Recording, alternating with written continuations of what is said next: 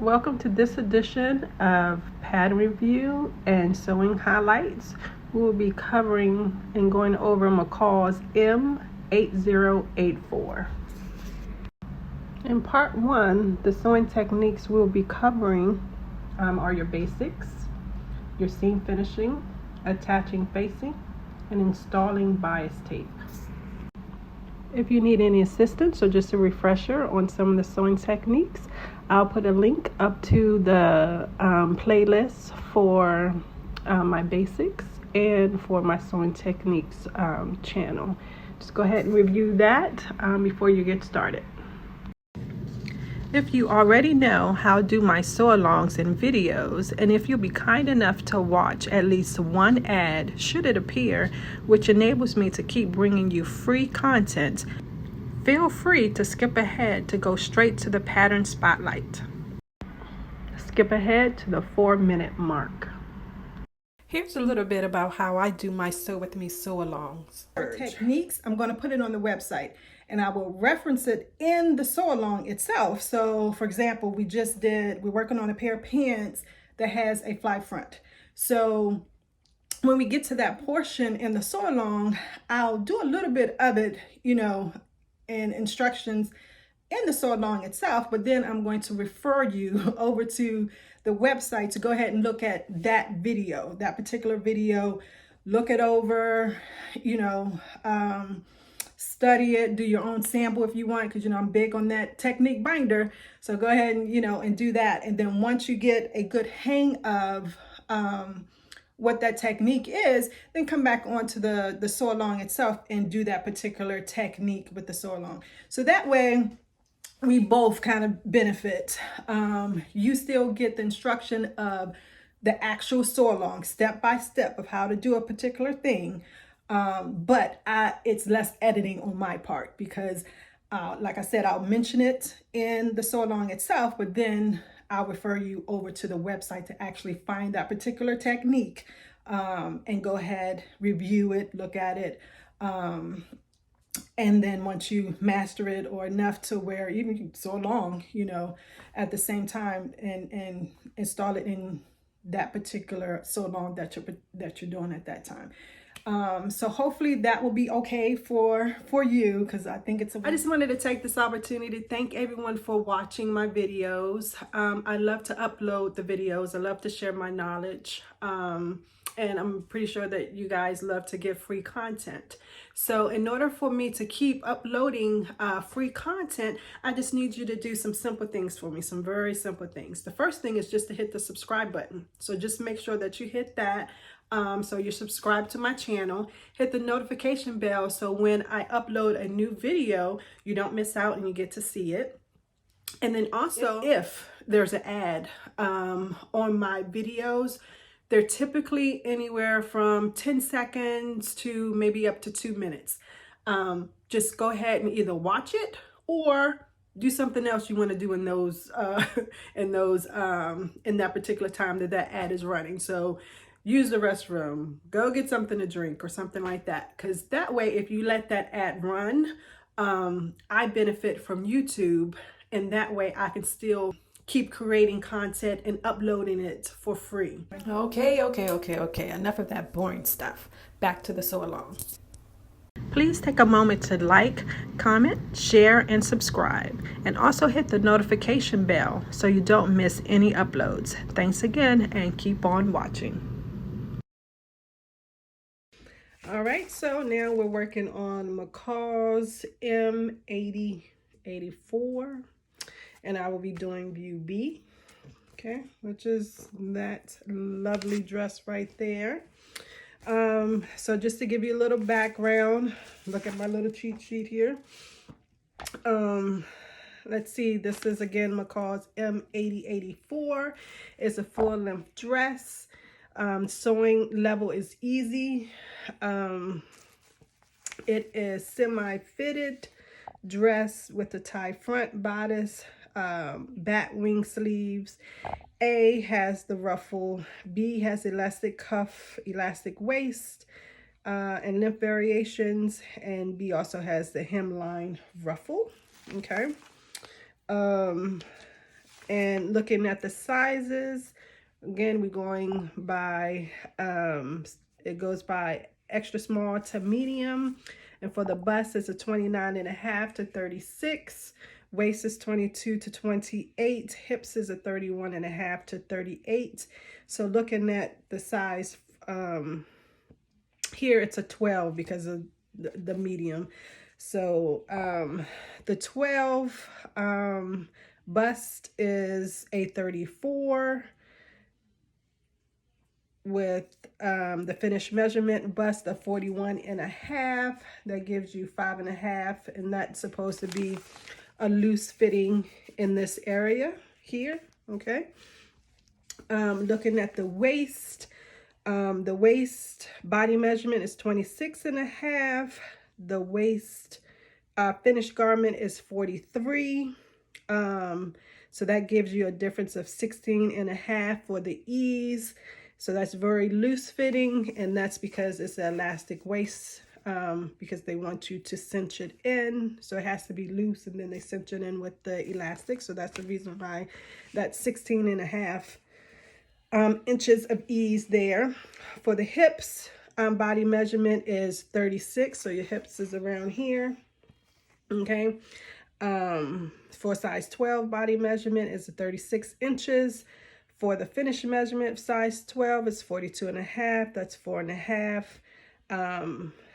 And that's loose fitting. So again, here, they don't want it to be tight. They want it basically to be on the loose side.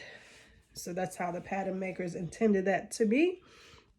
So for this particular garment, you need to know how to do your basics, which is your straight stitch, basting stitch, reverse stitch, sewing corners and curves, including notching and clipping, stay stitching, understitching, edge stitching, top stitching, and hemming.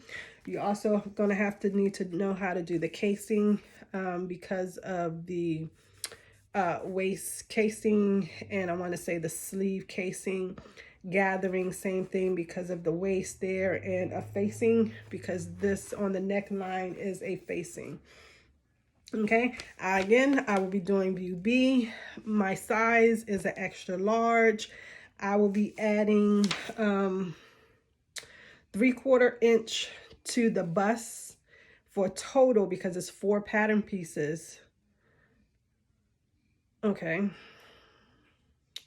No, well, this one isn't really 4, but it'll end up being 4 because it's on one side. They had you cut. You'll see it when I show it to you. But for each one, the front, they had you cut in one piece. So it'll be the whole entire piece, but it'll be on both sides. You'll see. So for the bust, for total, I needed 3 inches. So I split that up between the 4. So that I added 3/4 of an inch there. For the waist, I need a total of 6 inches. Okay, and so I split that up, divided that by 4, and that gave me 1.5 inches that I added.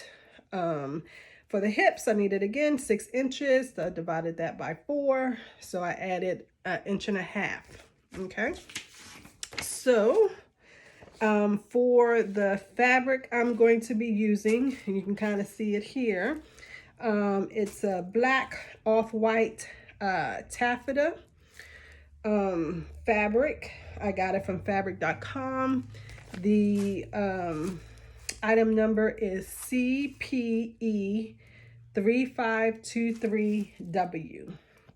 Okay, it doesn't have any stretch. It is opaque. The cost was $3.90 per yard. And filling it, it's a lightweight to medium weight fabric. And again, it really doesn't have any stretch there. Okay, so let's go over the pattern pieces that you will need in order to do this project. You're going to need pattern piece, what is this? Number 8. And this is just your elastic guide. And as you can see on the end, I had to add 3 inches to this. Okay. You're going to need pattern piece number 2. Again, this is if you're making view B. And you see I added the 3/4 here. And this is the way that you would do it if you don't add it to the side seam. And for this particular pattern piece, I cannot add it to the side seam. So I basically added it in the middle because I needed it in the bust. So all I did was at the top around the shoulder area, just making sure that I'm not interfering with any markings or anything like that. I drew a line, started at the top here. Sorry about that. Started at the top, making sure I wasn't interfering with any darts or anything like that, or any markings that they had, and drew a straight line all the way down to the hem area. Okay, and then I cut all the way up, but not through the top. Okay, leaving that as like a little hinge. Opened it up, taking note that this is my bust area. Okay, so I wanted to make sure that in line with this, with the bust marking, that I had 3/4 of an inch that I added. Okay, and then obviously because I did that, it created gap at the end. And remember, I needed at the waist anyway 1.5 inches, and adding that, when I added the bust at 3/4, it just automatically opened it up here at 1.25 inches. If it didn't, I would just open it up more until I got to that, but it automatically did that. Now, because I opened it up, let me see if I can just move this out the way so I don't confuse you guys. Now, because I opened it up here, that heightened up the side seam, because originally the side seam was basically down to where I added the paper. Okay, but because I opened it up, you basically creating a dart that hiked up that side seam. So all I did was put the length back here and connected it back to 0, basically, until I reached here. Okay, because you don't want to take away the length, you still need that length. So I just put the length back and connected it to 0, you know, toward the front of the pattern. All right, so that is how I added ease to the front. And again, I'm not sure if I said it, but this is pattern piece number 2. This is the bodice front. Okay, so that's that one. Pattern piece number 5, which is your pocket. Okay, you need to cut 4. And I'm sorry if I didn't tell you. Ooh, let's go back. Let me slow down. This one, I want to say it's cut 1. No, sorry, it's cut 2. Sorry, cut 2. All right, bodice front. All right, ouch. How? All right, number 5. That is your pocket. You need to cut 4 of those. Make sure to do all your markings and do all your clippings as your pattern piece shows. Pattern piece number 9 is your ruffle. You need to cut 3 on the fold. I did add the 1.5 inches, as you can see, to each one of those. So you're going to need pattern piece number 6, which is the skirt front. You need to cut 1 on the fold. And again, as you can see, I added 1.5 inches to the waist here. And then the hip, again, added 1.5 inches. And it just basically ended up, you know, even, because they both was 1.5 inches. Okay. So again, you need to cut 1 on the fold for pattern piece number 6. This is your facing. Pattern piece number 1. You need to cut 2. Okay, it does not tell you to interface it, so cut 2 of pattern piece number 1, which is your facing here.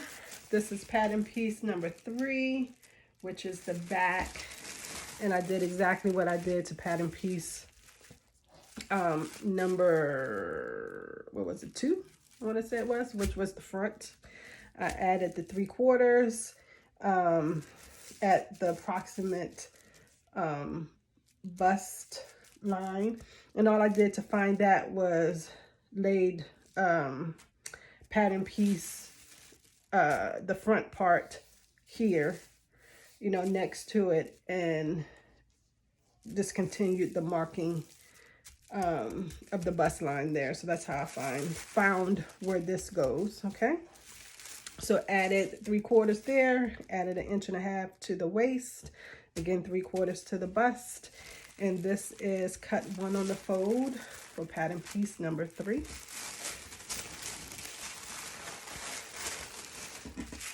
Lastly, pattern piece number 7 is the skirt back. You need to cut 1 on the fold, and again you see that I added to the side seam at the waist and at the hip, added 1.5 inches. All right, so that's all you need for your pattern pieces. The instructions. I didn't find any issue with the instructions, so we will just be starting with step number 1. Okay, and again, I will be doing view B, and I'm going to go and actually circle all the ones that I'm supposed to be doing for view B, and then I'll just come back and give you highlights of my progress on making this, and then at the end you will see me modeling it and giving you, you know, a little final details about the pattern and review of it. All right, so stay tuned. Okay, so we'll be doing steps 1 through 4. Number 1 is taking pattern piece number 1, and along the long edge we're just going to finish that. Number 2 is you need pattern piece number 1 and pattern piece number 2, and you're going to put those right sides together, and you're going to stitch along the front, okay, and then along the tie there, and then to the back. I mean down to the bottom there. And then number 3, you're going to understitch this, which you just did, as much as possible. Okay, you probably won't be able to get it all, but as much as possible. So understitching basically is you're going to take the number 1, flip it out, you're going to keep the seam allowance underneath it, and sewing close to that seam line, but on the facing side you're going to stitch all the way around. Now, of course, you need help with understitching. I have a video on that, so make sure to check that out if you need additional help with understitching. Number 4, you're going to turn the facing to the wrong side, and then you're just going to base across the bottom just to keep that in place. All right, so go ahead and do all of that. I have my pattern pieces number 1 and number 2 there. So go ahead and do that, and I'll come back and show you status update, what it looks like. All right, so I'm back from the sewing machine, but I just wanted to give you some tips and tricks. So when I get to this corner, I actually did a guideline. You can see it, and it's in red at the 5/8. So just be easy. So when I got here, I just basically used my guideline, which is in red, and you know, did the pivot and come there.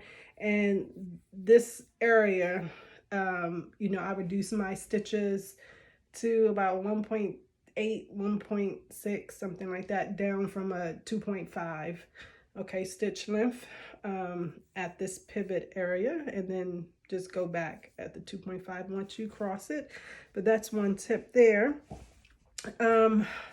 So here, I want you to see that I did the understitching. You can see it's the white. So as you see, the seam allowance, okay?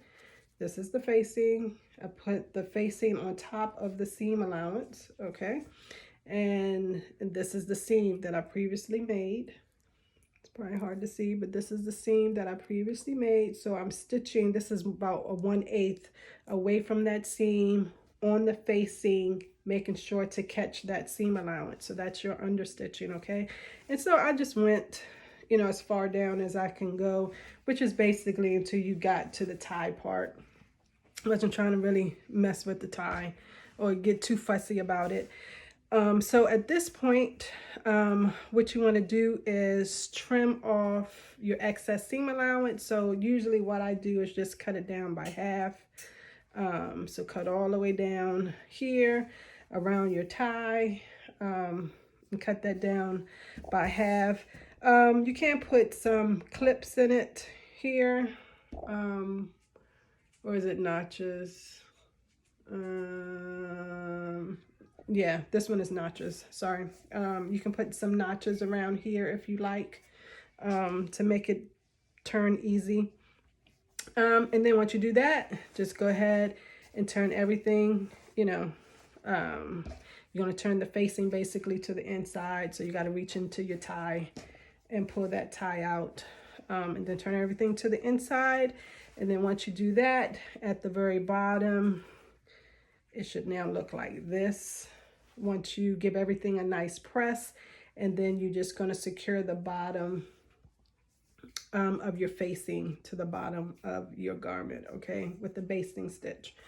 So go ahead and do your trimming, and your basting at the bottom, and we'll continue. Okay, so this is after I had finished pressing. So it's nice and finished edges. So this is the outside. And the inside. Okay. And it's secured at the bottom with the basting stitch. All right, so we're moving on to step number 7. We're gonna do 7, 8. I want to say 7 and 8 for right now, which is the bias. Single fold bias tape is what it said that you needed. I didn't want to change the weight of my fabric because it's kind of lightweight. So I just made my own bias strip here, which is this here. And so you're going to need pattern piece number, forgot what it was, but it's your back piece. Okay. And with right sides up, what you want to do, because you're going to eventually do a 5/8 stitch here, which is I already did it here, but just to let you know, since it's 5/8, okay, so this is the 5/8 mark. You want to leave a 1/4 inch after you sew, because you're going to trim it, which means in essence, so I'll just tell you to stay stitch your neck edge at 3/8 of an inch. Okay, so do a stay stitching at 3/8 of an inch, which you can kind of see mine right here. All right, and then what you're going to do is put your bias tape right along it, the raw edge right along it, that stay stitching. And I just extended mine because I had a long piece along both sides, and I'll just cut that off later. And then just go ahead and sew at 5/8 of an inch. All right, and then you want to trim the neck edge down to where your bias tape is, so which in essence, as you can see here, leaves a 1/4 inch. All right, so I just started the trim, so you can see that's what it originally looked like. And I started to trim that away, so it's down to a 1/4 of an inch. And all you're doing is just trimming it down to your bias tape. If you have any extending like mine, just go ahead and cut it so that it's flush with the edge here. And just so you know, I went ahead and serged my shoulder, I don't know what they call it, over shoulder seams on my back pattern and on my front pattern, because the way they have it in instructions, after you finish constructing a little bit, you can't go back and sew these. So I finished those edges individually, just so you know, I don't have to worry about finishing those later. So again, like I said, we are going to trim this down to the 1/4 inch, which is just meeting that bias tape. Now in essence, you really can trim it down some more. You know, if you want to take off a little bit more, you can, but at least to that bias tape, which should be a 1/4 inch. And here, as you see, I have excess, so I'm just lining it up with my finished seam here, just cutting that off. So now that it's even, as you can see, and doing the other side as well, I have a little bit excess right there, and all I'm going to do is run it like that.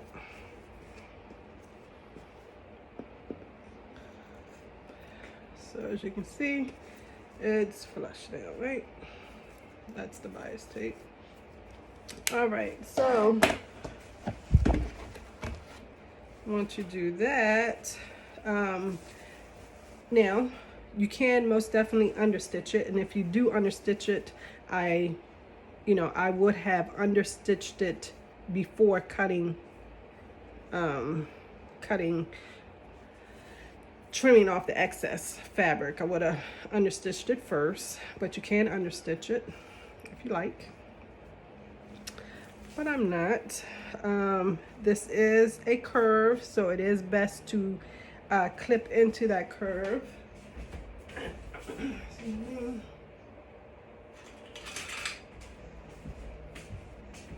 I'm going to clip into the curve maybe every inch, and that just helps it to turn nicer.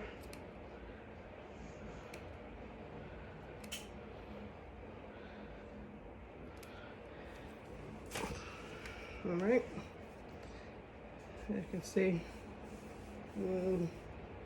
clipped in. All right, so I'm going to iron the seam allowance and the bias tape away, or press, I should say, away from the garment. Excuse me.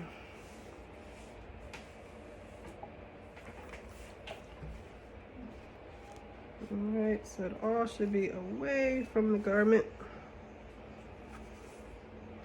Now, if you understitched it, it would, this process may be a little easier, but since it's such a small area to do, that's the reason why I chose not to understitch.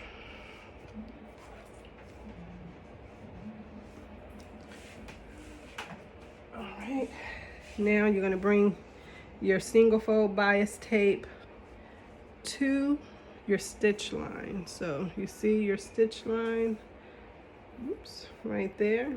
You're going to bring your raw edge of your bias tape to that stitch line, so it's like that. All right, and then you're going to fold it over again on itself, so the raw edge is on the inside. So that's what it'll look like. Give that a good press, and then what you're going to do is, the instructions tells you to base from the wrong side so you can see the folded edge. So do a basting stitch and then flip it over to the right side, looking at your basting stitch so you can see it and use that as a guideline for a permanent stitch. Okay, or you can just either permanent stitch it from the right side or permanently stitch it from the wrong side from the get-go. So do either one of those methods and come back. All right, so back from the sewing machine and did the single fold bias tape, and this is looking at the wrong side. As you can see, I actually sewed from the wrong side too, so my bobbin is actually showing on the right side, but small area, I don't mind that. So sewed approximately 1/8 away from the folded edge. Okay, and when you turn the bias tape, you gotta kind of make sure that you see a little bit, if you can see, a little bit of the right side on the wrong side. Try to put it up as close as I can. You see a little bit of the right side to the wrong side, and that's what you want. And that's what the understitching does. If you did that, it kind of did that automatically. If you didn't do the understitching, you got to manually make sure that a little bit of that is showing on the wrong side. So, and this is what it looks like on the right side.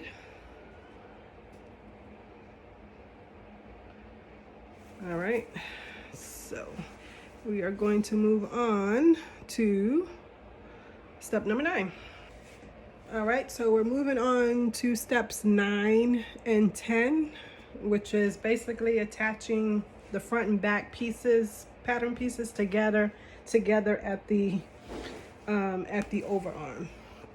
Okay, overarm, shoulder, you know, however you want to associate it in your head. So it's right sides together, okay? And you want the longer piece of your facing. That's how you know that's the top half, okay? It's the longer piece versus the shorter bottom piece where you stitched the end of the facing together, okay? So make sure you have the right orientation. Okay, so let me bring this down some. What you want to do is, so we're right sides together. This is the neck piece where the neck meets the shoulder, okay? This point right here of the back, okay? So obviously that's right side up. This is the front. This is the facing, okay? You want to flip out your facing, all right? And what you want to do is find the seam of your facing. Okay, mine is kind of hard to see because of the pattern, but just find your seam that you stitched, where you stitched the facing to your front, all right? Find that seam, and you want to put that point along that seam. Okay, so mine basically looks like that. This is my seam, and I'm putting the point of the back pattern along that seam. All right, so you want to pin that, make sure that that's secure. All right, pin the end of your shoulder or overarm. All right, now ideally you have some notches that'll match up, but mine didn't seem to match up on the other side, and this one won't seem to match up. See, too much of a gap. So when that happens, sometimes it's off because mine has little crinkles on it, so that can happen. So I just pull the two, you know, apart, two ends apart that I already pinned, find the middle. That's the middle, and pin there, and then just pin in between. So in essence, what I'm doing is just ignoring the notch at this point because it was a little off for some reason, and it happens, you know, especially the type of fabric you may be using could cause that. All right, so all I'm doing is, you know, pinning in between. So I have two here, you know, just stretch it out, find the middle, and pin. Make sure that those, where I find it, is flush. Find the middle, you know, make sure that it's flush, and pin. All right, it's the middle and pin.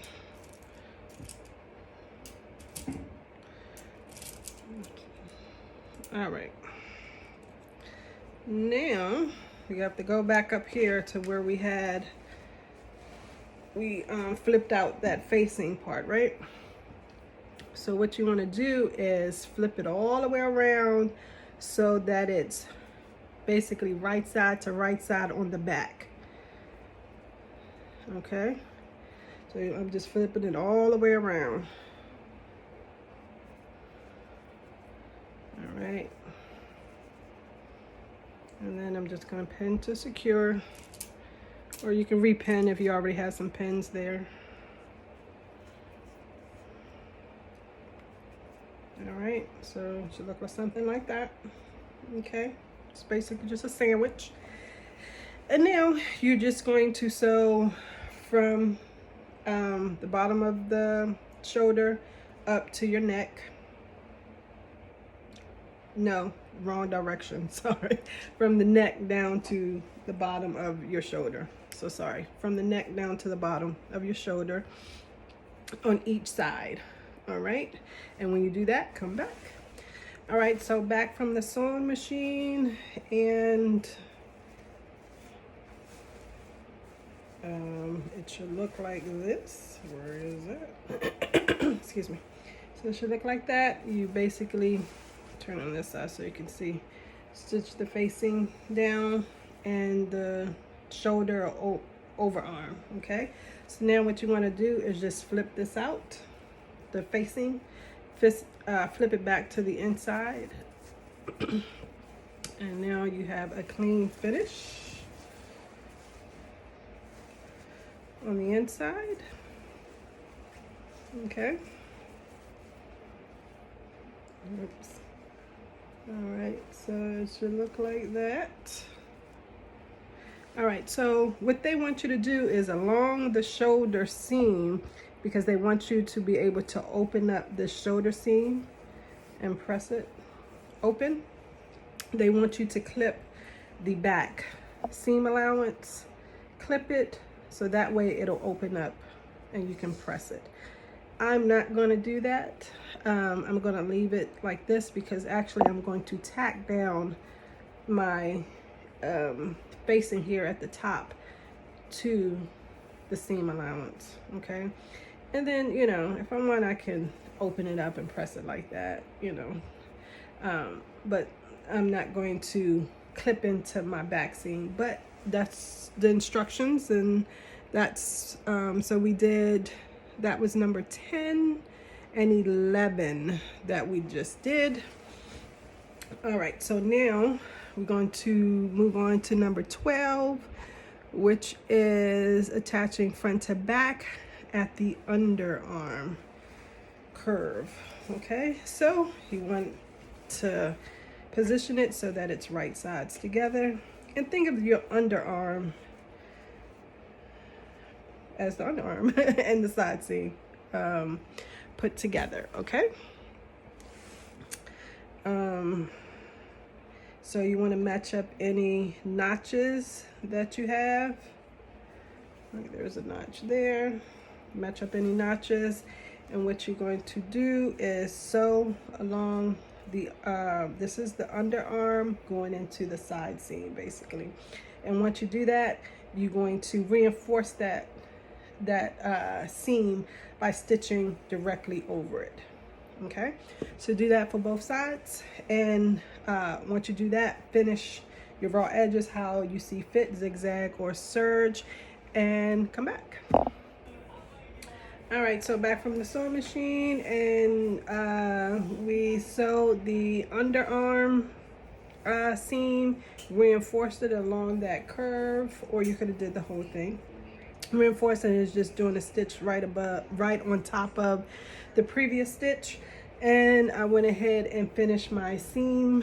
You see, I serged my fat, and you may notice that all my seams are serged because working with this fabric, it's unraveling. So I got a lot of frays, so while I was there, I just went ahead and serged my sleeves and the bottom of the bodice here. at the hem because it was just unraveling. So that's the reason why you see mine is all serged. Yours at this point does not have to be, unless yours is unraveling like mine was. It was unraveling like crazy. So anywho, so you should have basically a completed bodice at this point.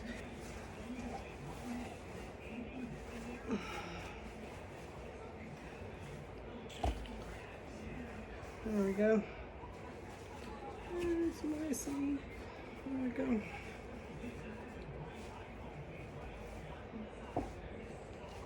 You know, we have to finish the hem of the sleeve, obviously, but your bodice is basically complete. And that's the little tie, you know, that's in the front. And looking at the picture, I don't have a, here it is. And I'm not sure if it's a snap or something.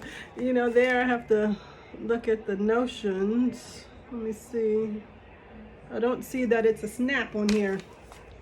But I will probably end up putting a snap, so I'll make sure that you know, it doesn't come undone. So probably like a snap right there, but I'll put it on and place where I want the snap. But you know, at this point, try it on. Should fit you.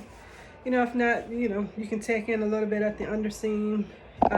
Is where I would probably say the only place you can take it in at this point, because you don't want to mess with the shoulders or anything like that. So any place you can really take it in is the underseam, I would say, at this point. So this is it for this, I guess we'll call it part 1. And that's the bodice, and we completed steps 1 through 12. All right, everybody, till next time. If you made this pattern or intend to, or if you're going to follow along with me, please let me know in the comments. Thank you for taking the time to watch this video. Don't forget to like, comment, and subscribe if you want to see more of this kind of content. Thanks again for watching, and happy sewing.